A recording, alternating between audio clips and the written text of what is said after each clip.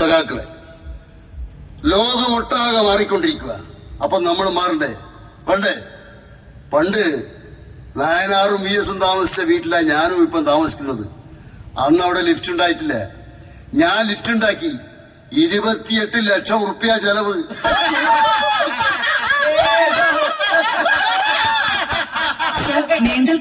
Cliff ഹൗസിലെ നീന്തൽക്കുളം കണ്ടിട്ടുണ്ടാ?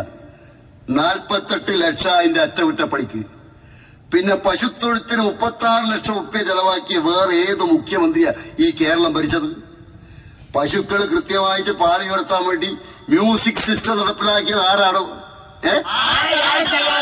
ഈ Facebook അടക്കമുള്ള നവമാധ്യമങ്ങൾ കൈകാര്യം ചെയ്യാൻ പോരാളി ഷാജിമാർക്ക് 54 ലക്ഷം ഉറുപ്പ്യ. എന്താ ചെലവില്ലേ? ഇടയ്ക്കിടയ്ക്ക് കുടുംബസമേതമുള്ള ടൂറില്ലേ സാർ?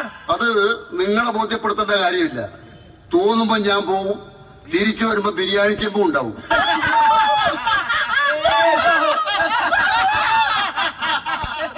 സർ, ഇത് കൃപേഷിന്റെയും ശരത്ലാലിന്റെയും ഷുഹൈബിന്റെയും കേസ് CBIക്ക് വിടാതിരിക്കാൻ വേണ്ടി വക്കീലിന് കൊടുത്തത് 2.5 കോടി. അത് മാത്രല്ല സഖാവേ, ഏറ്റവും വലിയ നികുതി ഭാരം തന്നതും സഖാവിന്റെ ഭരണ. വൈദ്യുതി, വെള്ളക്കരം, ഇന്ധനവില, വീട്ടുനികുതി, ഭൂനികുതി. ഈ വിരട്ടലൊന്നും ഇങ്ങോട്ട് വേണ്ട. ബ്രണ്ണൻ കോളേജിന്റെ വരാന്തയില് ഊരിപ്പിടിച്ച വാളുമായിട്ട്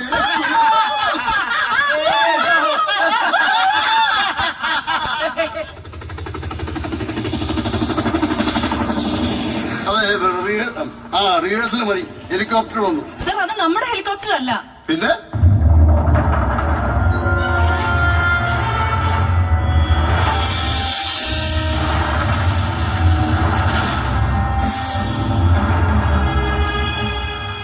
अरे प्रतिष्ठा जी आइए आइए.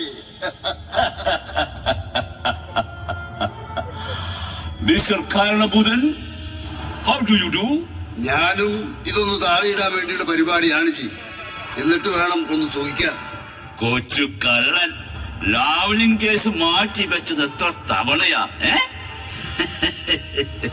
അത് 30-ലധികം തവണ. അത് മാത്രമല്ല പ്രതിഷ്ഠാജി, എന്റെ മോള് മാസപ്പടി വാങ്ങിയതിന് തെളിവ് ലഭിച്ചിട്ട് കൂടി ഒന്ന് മൊഴിയെടുക്കാൻ പോലും ഇതുവരെ വിളിപ്പിച്ചിട്ടില്ല.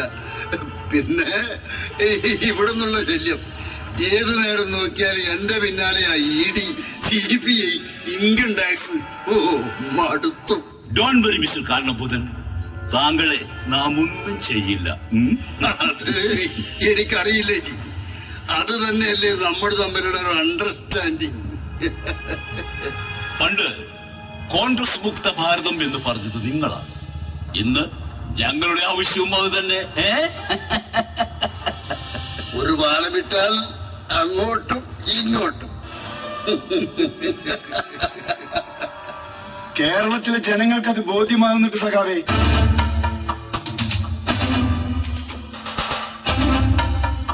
ക്വിറ്റ് ഇന്ത്യ എന്ന മഹാത്മാഗാന്ധിയുടെ സമരാഹ്വാനത്തെ തള്ളിപ്പറഞ്ഞ ബ്രിട്ടീഷുകാരുടെ ചെരുപ്പ് നക്കികളുടെ പിൻഗാമികൾക്ക് കേരളത്തിന്റെ മണ്ണിൽ വളമിട്ടതും വെള്ളമൊഴിച്ചു കൊടുത്തതും നിങ്ങളാണ് സഖാക്കൾ.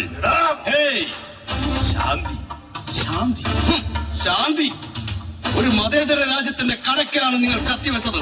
വർഗീയതയുടെ ദുർഗന്ധം വമിക്കുന്നതാണ് നിങ്ങളുടെ ശാന്തി മന്ത്രങ്ങൾ.